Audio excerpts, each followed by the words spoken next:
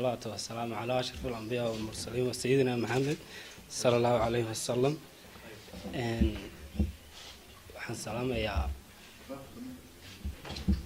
waxaan salaamayaa ugu horeyn madaxda wasaaradda howlaha guud wasiirka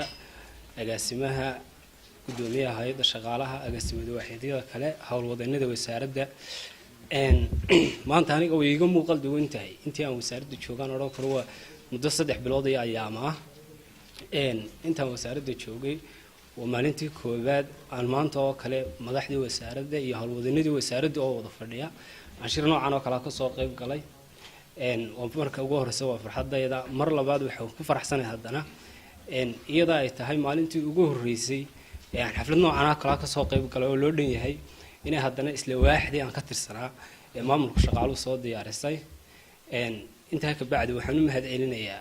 dhalinyartii sida mutadawacnimada ah ee quruxda badan waqtigoodii u geliyay inay ila shaqeynayeen inay bahashan xafladan qabsoonto maanta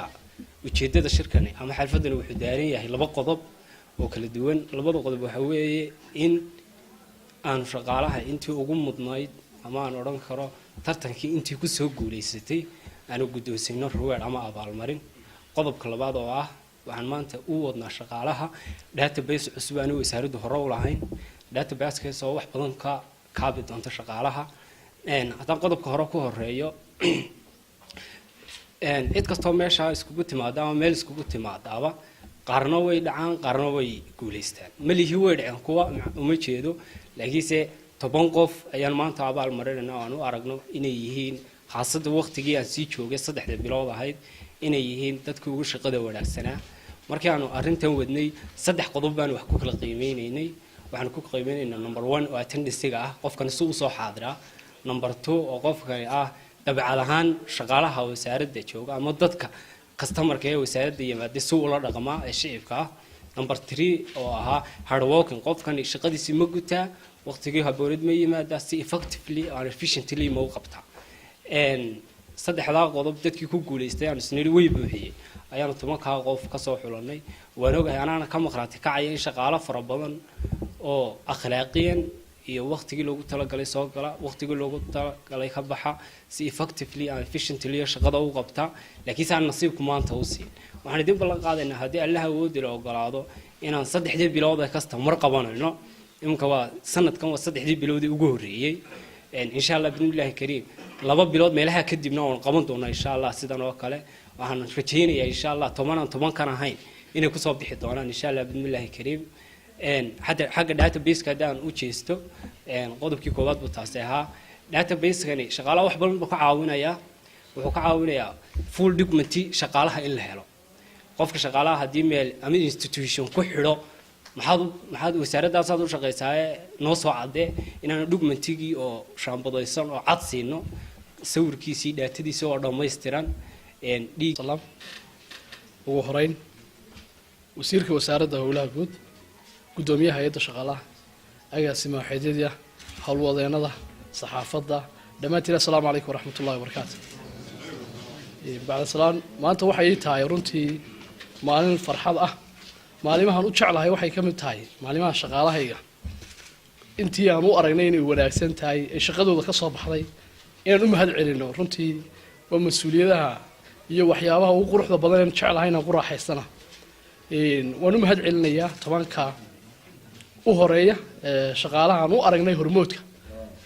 oo kulay dadku hadii shaqo lagu jiro dad wanaagsan oo jirayaan dad yar ka hooseeyana waa jirayaan anagu wasaarad ahaan runtii shaqaalaha weynaha dhamaantii waan u mahad celinayaa waxaan u arkaa shaqaalaha wasaaradaha ugu fiican inay yihiin xaqiiqatan way wasaaradda 4 sano aan joognay inta wax weeyaan wasaarad aan shaqaalaheedu lahayn aafooyinka ama masiibooyinka ka jira wadanka oo arkimaysid cid qabiil ama qabyaalad ku wada socota dhamaantood waa dad walaal ah dhamaantood waa dad saaxiib ah dhamaantood waa group intaas waxaan u arkaa inay tahay farxad iyo sharaf iyo wanaag ay u tahay shaqaalahayga iyagoo oo arkayso dad kala wada nooca oo isku mabda ah oo isku ujeedo u socda runtii waa waxyaabaha wasaarad ahaan mas'uuliyiin ahaan aanu ku faraxsanahay inay dadku dhan wada socdaan ay walaala yihiin marka xigta waxaan u mahad celinayaa tobankii u sareeyay oo runtii waxaad ogeydeen hore 5 bay ahayd horumarku meel kasta uu ka soconaya dhanuun kama soconayo inay maanta gaarsiino 10 qof oo runtii markii 5tii hore aynu siinay dadka hoos dhigtay dadaal badan bay sameeyeen dadkii waxaanu garan weynay shan aan xulano way dadkii oo dhan baa tartan galay oo shaqadii wanaajiyay 10 baan markaa ka dhignay insha Allah waxaan rajaynayaa marka dambana inaanu kala garan weyno shaqaale oo dhanba oo gabigoodaba aweed aan wada siin doonaa shaqaalaha waan idigu mahadnaqayaa wanaaga iyo dadaalka iyo runtii waxa badan iyo hawlaha saad u wadaan dhamaantii way idigu mahad celinayaa kulay waxaan ku soo gabagabanayaa yaanay noqon markii ugu dambeysay noqon mayso runtii dadaalka iyo halka aad wadaana ka sii wada wassalaamu calaykum waraxmatullaahi wabarakaatuh intaas kadib runtii waa maalin weyn oo farxad leh maalmaha noocan oo kale aan dareen waxay leeyihiin ka duwan dareenada kale oo dhan waa inaynu isku maamuusno isku milgeeyno wixii aynu qaranka shaqo u haynay intii la yeelay si wanaagsan bay u qabteen runtii shaqaalaha dawladda anshax marinuuna lama daba socday abaalmarino inay jirto waa wax weyn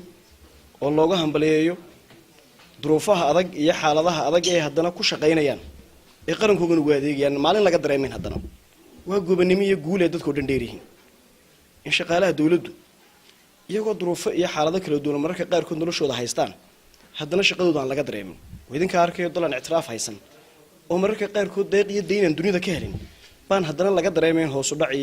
iyo warwar toona wakaasoo dad baa u diran geesiyaal iyo gaarriba qarankan u shaqeeya oon eegin mishaarka iyo mafac ay qaataan eega ummadooda waxay kusoo celinayaan oo ummadana adduunyadana doonay inay karaamo ugu noolaadaan aakhirina ilaahay subxaanahu wa tacaala ashar sii horumarsanaya waan uga hambaliyeynayaa wasaaradda hawlaha guud dadaalka gaarka ay qabatay inay abaal mariso inay dhiiri geliso inay dareen wanaagsan la daba socoto shaqaalaheega wasiirka iyo agaasimaha guud iyo madaxda maamulka iyo intaa runtii garanaysa waajibaadkooga waan idinka hambalyeynaya runtii waan la faraxsannahay hay'adda shaqaalaha dawladda haddaan nahay shaqaalaha hawlaha guud waa qayb ka tirsan shaqaalaha dawladda wixii u soo kordha ee farxad iyo manfac iyo milgeyn iyo maamuusa waanu la faraxsannahay runtii waan idin hambalyeynaya qaybaha kala duwan ee maanta ku guuleystay in la muuneeyo iyo qaybaha kale ee iyagu intay dadaal badan qabteen haddana u hibeyn kara walaalahood inay sii wadi karaan labadaba waa idinka hambalyeynay annagu hay'adda shaqaalaha dawladda haddaan nahay hadda waxaanu diyaarinaynaa guddida heer qaran ee abaalinta si ay ula shaqeeyaan guddiyada heer wasaaradood ee abaalinta waxaanu diyaarin doonaa istaandar cad oo loo tartamo waxaa laga yaabaa tartanka marka wasaarad gaar ama cid gaara diyaarisay inay wax ka dhinaada si loo tartami lahaa annagu waxaanu diyaarin doonaa guddiyo heer qarana oo hudgudiyada wasaaradaha kala shaqeysa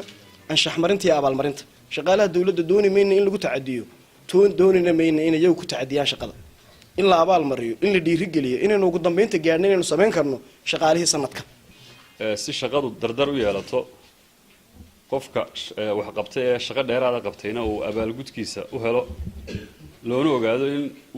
ogaado in loo og yahay dadaalkiisii iyo dardartiisii ayaa dhiirigelintan loo sameeyaa shaqadana waxtar bay u tahay shaqaalahana waxtar bay u tahay hadday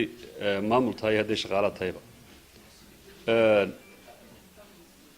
xaaji cabdiwaraaba maalin meel ka hadlayay wuxuu yidhi shaqadu waxa weeyaan dowladnimadu waa dalacsiin iyo casilaad buu yidhi dowladnimoba haddaad maqasho marka waa in qofka wax xumeeyana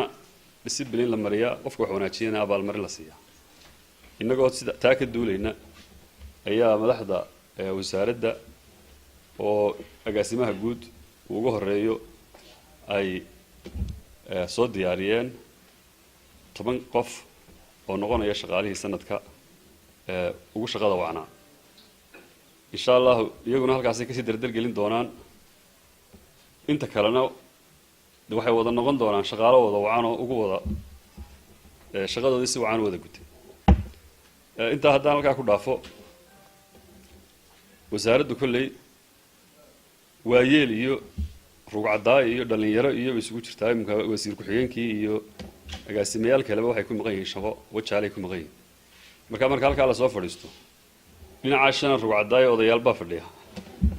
dhinacaasoo ka dhalinyaraa fadhida maasha allah marka waa isu dheelitiro waxaa la yidhi xikmatul shuyuukh xamaasatu shabaab haddii laisla jaanta laysla helo wax waliba si wacan bay u socdaan oo labada dhinacba lagaba maarmo markaa saasaynu ku shaqaynaynaa waa aragtaan waxaa hadda halkan lagu soo bandhigay oo qaybta shaqaalaha agaasimaha waaxda shaqaalaha iyo madaxda kaleba ay soo bandhigayaan sida imka uu inoo sheegay agaasimuhu database ay shaqaaluhu yeelan doonaan macnaheedu waxa weeyaan shaqaalaha macluumaadkiisa oo dhan waa inuu ku jiraa wuxuu maalintaa qabtay baa ku jiraya activity oo dhan baa ku jiraya macluumaadkiisa kale iyo dhaqdhaqaaqiisa oo dhan baa ku jiraya sidii imika laynoo sheegay xitaa waxaa ku jiraya xaaladiisa caafimaad iyo dhiiggiisa haddii emergency yimaadaan waxaan filayaa wasaarad kale oo waa tii ugu horreysay baan u malanayaa wasaaradaha dalka waa taa lafteedu waa waxtar weyn oo dee wasaaraddu usoo korodhay adiga oo gurigaaga jooga ayaad arki doontaa inaad shaqo fiican qabatay iyo inaad shaqo fiican qabaneen shaqadaadi hoos u dhacday baad la socon doontaa marka adigaaba iscanaanan doona soran doona wallahi waa lagu ogyahay meesha fadhiga ka kac marka dunidu imika waxa weeyaan waa digital sidii berigii hore maaha waa dee waa ogtiinoo dadku aad buu macluumaadka dunida iyo dalkaba u hayaa marka inagoo technologyga ka duulayna waa inaan sidii berigii hore dee loo shaqayninoo wax waliba aanay dee noqonin in buug iyo warqad uun marba la eege waa in si online loo wada socdaa shaqaalaha iyo madaxduba sidaa awadeed baa programkan weyn ugu soo kordhaya wasaaradda